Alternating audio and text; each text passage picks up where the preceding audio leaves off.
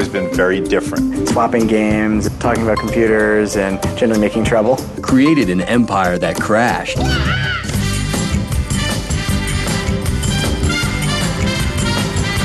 No one had ever done a platform action game in 3D. Some of the most senior people from Sony Japan want to talk about some reservations about the character. Very, very scary meeting. They shocked their fans when they left it all behind. It was a really funny corporate culture. No one there knew a thing about games. And opened a whole other world to a new generation of gamers. We decided it would be more fun to start afresh and design a whole new franchise for the PlayStation 2. And no problem. We set out to create a world with very lush, realistic environment. This is the story behind the incredible success of Naughty Dog.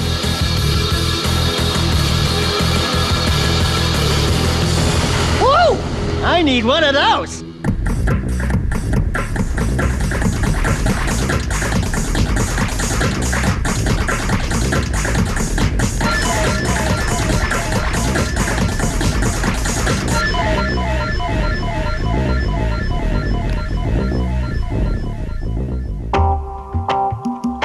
Jason Rubin grows up in Washington, D.C. as a pirate with a love for games. I saw my first video game when I was about 7 years old. It was Pong. Just kind of fell in love with it. And at about 13 years old, I finally got my first computer. Just kind of took to it naturally. Started playing games on the computer, buying games on the computer, slowly hacking other people's games, trading games, buying half. Whenever I didn't have money, I would pirate. I was a bad pirate.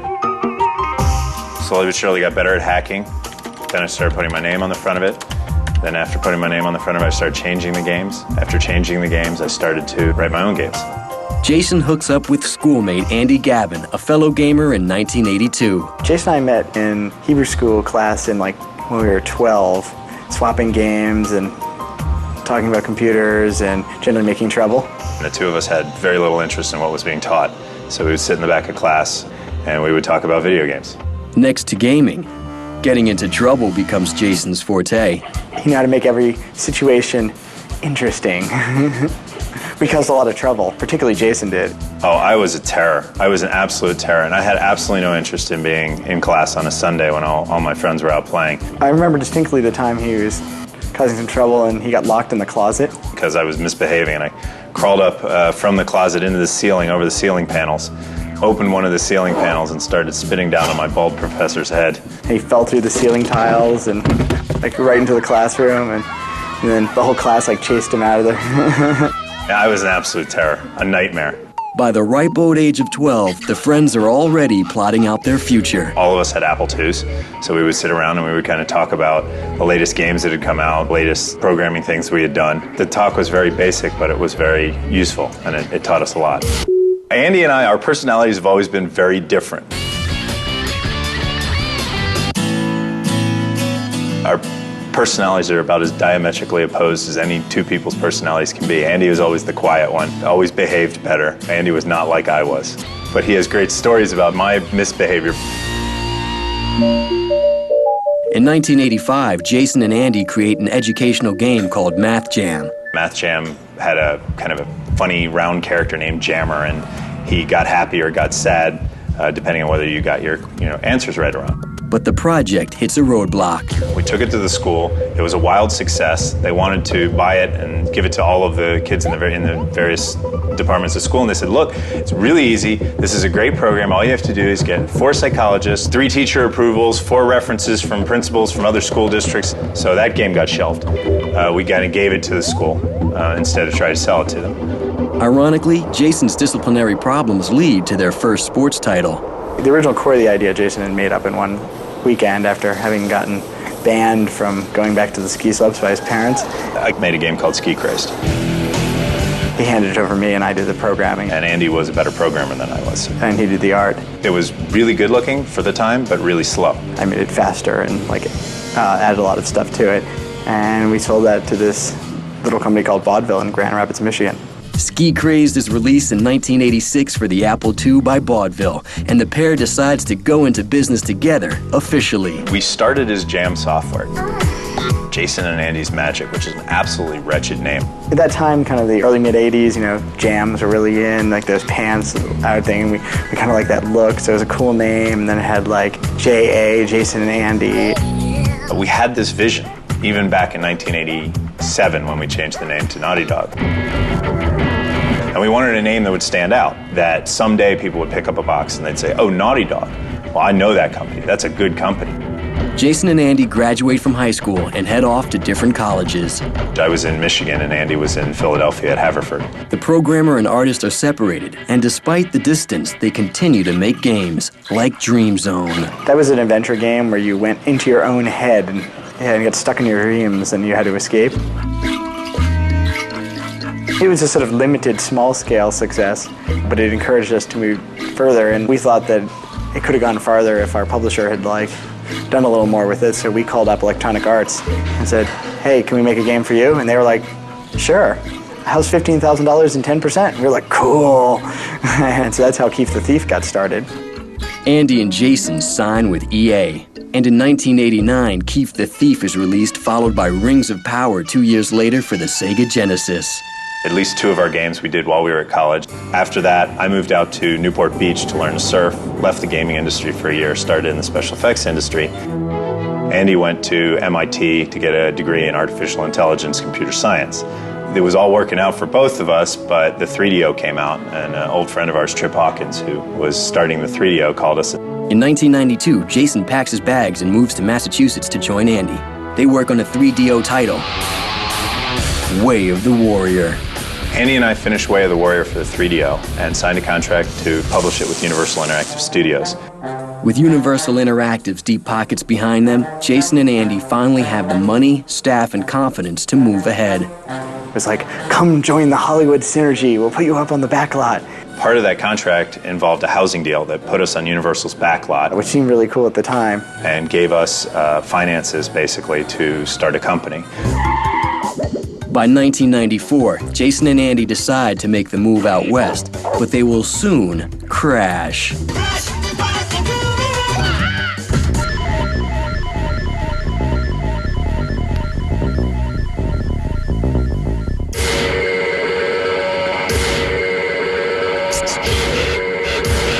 By 1994, 24-year-olds Jason Rubin and Andy Gavin have gone from 2 kids hacking in their basement to a lucrative deal with Universal, and one of their most famous games is born on a road trip. On our way across country from Boston to Los Angeles. I think it was Iowa that we decided that we wanted to make a character action game. And by the time we left Iowa, we had decided that we wanted to do it in fully 3D. What we did is we said, how do you move a 2D game into 3D? What would it be like if you put Sonic the Hedgehog in 3D? And what we realized was that the simplest conceptual way to do this was to take a 2D world that was flat to you and simply rotate it like this, so that the gameplay happened without movement to the left and right, but rather in and out. This concept we called Sonic's ass. You'd have a game where you're always watching Sonic's ass. Yeah, because the camera would be behind him. So we jokingly called it the Sonic's ass game. Jason and Andy strive for a different look, great graphics, and a true 3D environment. Let's kind of take a Warner Brothers style cartoon and put it in 3D. We came up with the idea of putting the camera on a kind of dolly, like they do in a lot of movie scenes. Therefore, you kind of knew where the camera was going to be and had a decent vantage point on the actions. The advantage to our method was, by turning the camera 90 degrees and keeping the character restricted, we could draw a lot more polygons. And the look, the density of the foliage, the amount of detail in it, gave it a competitive edge. Jason and Andy received the okay from Mark Cerny, president of Universal Interactive. Well, one of the big challenges of console development is that when it's shipped. You cannot send a patch for a PlayStation game. So all the polish that we want to get in there has to be done at Gold Master time. But Andy and Jason's relationship with Universal has some glitches. We kind of knew we wanted to do an animal character. We dealt with a marketing department at Universal that had some very interesting ideas about where they wanted the character to go. Some of the names that they stuck on and actually printed up materials: Wezzles the Wombat, Willie the Wombat, Wuzzy. I can tell you, any gamer in the United States that picked up a box with Wuzzy the Wombat and the corresponding goofy attitude character that would have come from that, it would have been an absolute disaster. But the pair has different ideas for their character. We went through books of different animals and stuff, and we came across the Bandicoot, and he was cute and he had a cool name. So Crash the Bandicoot is born. And the game is a truly ambitious undertaking. At the time, no one had ever done a platform action game in 3D and had never done a game with a true free-roaming camera. The only kind of games that were 3D were simulator games and Virtual Fighter, and all those had constrained cameras. We were trying to do something that ended up being almost as complex as what we're now doing with 10 programmer staff on Crash Bandicoot. We had an extremely complex algorithm to compress the levels so that we could run 12 to 15 megabytes of data through the 2 meg PlayStation. I think I counted about 12 all-nighters that I had. That means that you come in at 10 o'clock, you don't leave till the next day at 8 p.m. or so. It was very chaotic and hectic, but we all knew that this was something very big. In the spring of 1995, Sony unveils the PlayStation, and in 1996, Crash Bandicoot is unveiled at E3. Crash Bandicoot was seen by everybody, and right then and there, it was out in the face of everybody saying, yeah, we know Mario. Mario's the king of the industry, but here's Crash, and he's out there to compete head-on with Mario. And in the fall of 1996, Crash Bandicoot is released to the public. Nintendo has Mario. Sega has Sonic. We're going to make the mascot for Sony. Now, Sony never wanted, and never created a mascot for the PlayStation. But it was the defining character action game for the PlayStation. By December of 1996, sales have soared. And for the Japanese release, some changes are in order. When we signed our publishing deal with Sony Computer Entertainment, Sony said, this game is not just an American game. This game has to do well all over the world. And to be honest with you guys, Japan has some reservations about the character Crash Bandicoot. Some of the most senior people from Sony Japan are coming to America, and they want to talk to you about the character because the character was designed by Americans for the West. It was not designed in any way with Japan in mind. Very, very scary meeting.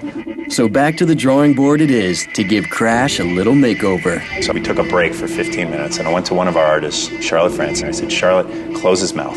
Get him a smile, but get rid of all teeth. And Charlotte worked frantically for 15 minutes, got rid of it. We printed out that image. I walked in, and they said, that's Crash Bandicoot. They worked their entire marketing plan around creating an image for Japan that worked. With tweaks to Crash's appearance in place, in December 1996, Crash is released in Japan. Crash Bandicoot becomes the first U.S. title to sell over 1 million units, and Crash Mania hits Japan, even inspiring a dance.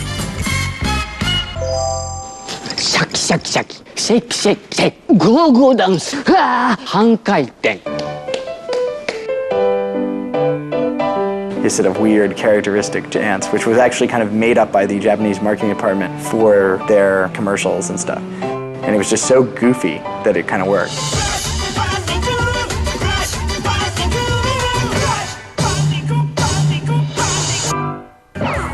Crash Bandicoot the sequel is released in 1997, and by January 98, sales of both Crash 1 and 2 reached 5 million units worldwide. Crash Warp sells over 1 million units following its 1998 debut. The Bandicoot becomes a legend, and in 1999, Crash resurfaces on a kart racer. The first 3 games in the Crash Bandicoot franchise were traditional character action platformers. We wanted to expand our horizons and do something a little bit different, fully 3D rather than a linear path, and we were really excited about trying to bring the excitement of a kart racer to the PlayStation. Crash Team Racing sells 1 million units. By 1999, the Crash franchise has generated more than $300 million. Not bad for a couple of kids from DC. Naughty Dog is eager to streamline their operations. The beginning of Universal's relationship with Naughty Dog was Universal is a powerhouse in Hollywood. That was the spirit with which we joined Universal. Management began to change at Universal, and they ended up in this odd middleman position where they had sold the rights of publishing to Sony, and Sony was doing the publishing, and we were doing the developing, and they were kind of there in the middle. With the exception of Mark, no one there knew a thing about games. As we kept moving forward, Mark realized as well, that the best way to create games was to do the production at Naughty Dog and the publishing at Sony, and that Universal was not adding to the mix. So we just kind of outgrew them. Naughty Dog severs ties with Universal and Crash, the little guy that helped launch them. I thank my lucky stars that we made the decision, hard as it was, to walk away from an absolute superstar and start something new. But for Naughty Dog, that something new they're about to introduce will take them even further.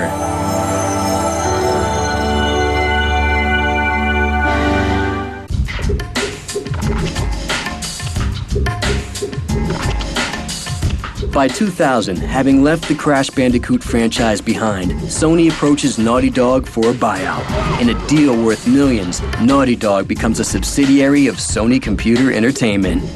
It just really made sense for us to concentrate on the development aspect, to not have to worry about picking the best publisher and whether we got the best deal. But working with Sony has been absolutely fabulous, and I still believe that they are one of the best publishers on the planet to work with. And two new characters are let loose in the video game world.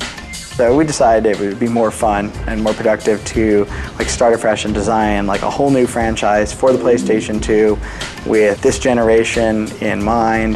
The result is Jak Daxter, the precursor legacy, released in 2001. Jak's the hero. In Jak 1, he was the strong silent type. He had no voice. We wanted to let the player sort of take on the role of Jak. And then Daxter was along to provide the comic relief and the banter. Oh, I get it. Like a sidekick. What we wanted to create with Jak and Daxter was a world that felt like a single contiguous giant playground that you could go around and do everything. At the heart of the game is a powerful new engine. We spent a tremendous amount of time building the technology of this engine to make these big worlds and move huge amounts of details. What we wanted to do is create an immersive world that the player entered and felt a part of, and see how areas connected and related to each other with some very grand, long views and vistas. I am very proud of Jak and Daxter. I think it was a benchmark game. Still, people are basing their reviews of other character action games around Jak and Daxter. Jak and Daxter was also a really big step in our industry. We got the moves, eh, Jak? It was the first, I think, successful platformer out on the PlayStation 2. They came out of the doors before anybody else did with this sprawling platformer that showed off technology that nobody else could match. Naughty Dog shares the technology to their exclusive engine with fellow Sony developer Insomniac Games. We licensed this core graphics part of the Jak and Daxter engine to Insomniac Games, which they used in Ratchet & Clank. They've given us technology back. Because we've been really close with Insomniac for years. They were actually next to us at Universal. We really do respect Naughty Dog's technical expertise, their design skills, their artistic approach. They make beautiful games. Watch when you walk. Meanwhile, Jak 2 is in development for release in fall of 2003. And this time, Jak is all grown up.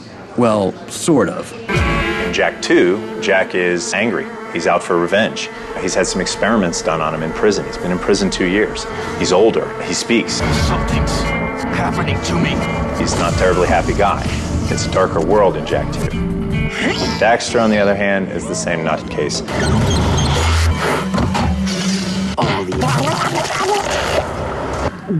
Why don't I like the sound of that? This version's gonna be rated teen. You're gonna be carrying big guns. Jak's not this innocent little boy anymore. He's upset, he's angry. Jak 2 is a huge undertaking, with more levels, more weapons, and more characters.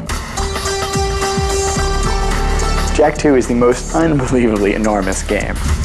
We revamped the engine that we used in Jak and Daxter. In fact, we're calling it the Naughty Dog Engine 2.0. We added all kinds of new effects to our engine, the ability to do distortions and glows, just making the game look so much more rich and realistic. The amount of stuff in the game Like every mission is different and you can do a lot in multiple ways, and Jak has really powered up. I am more excited about Jak 2 than I've been about a game in a long time, since Crash 1. I think Jak 2 does things for the industry and does things for character action games that haven't been done before. The success of Crash Bandicoot and Jak and Daxter franchises has elevated the duo to celebrity status in the game world and beyond. I ended up Cosmo's Bachelor of the Month. And I got calls or emails from every one of my friends in high school, all of my friends in college, fraternity brothers. Anybody that knew me somehow saw this Cosmo article. 2,500 emails, a few proposals for marriage, a lot of nude photos, and I got spotted a few times right after that in clubs. We jokingly, call this Jason's trying to be shallow phase. People would come up and go, I know, you're the Bachelor of the Month. Oh my God. And for the unlikely team of the troublemaker and the quiet one, their friendship has never been stronger. Despite their differences, or perhaps because of them, Naughty Dog has built a solid reputation in the game industry. Andy and Jason were kind of the band of brothers, the best friends that are, trying to make it in the gaming world, and they finally made it. Now their team size went from 2 to 3 people to 30 to 40 people. Working with Andy has been an absolute pleasure, and I really don't believe I could have achieved what Naughty Dog's achieved without him. Andy's a programmer, I'm an artist. We have different ways of looking at the world. I look at things visually and how they impact people. Andy looks at the underlying things that are going on behind it when he's creating it. It's like a brother relationship. You take a certain amount for granted, but you have all this common experience and you can totally trust the person. Every one of our games is part of this obsessive quest for trying to make the more ultimate game. And it's been a great ride, and I'm very, very happy and proud to be a video game creator. それでは頑張りましょう。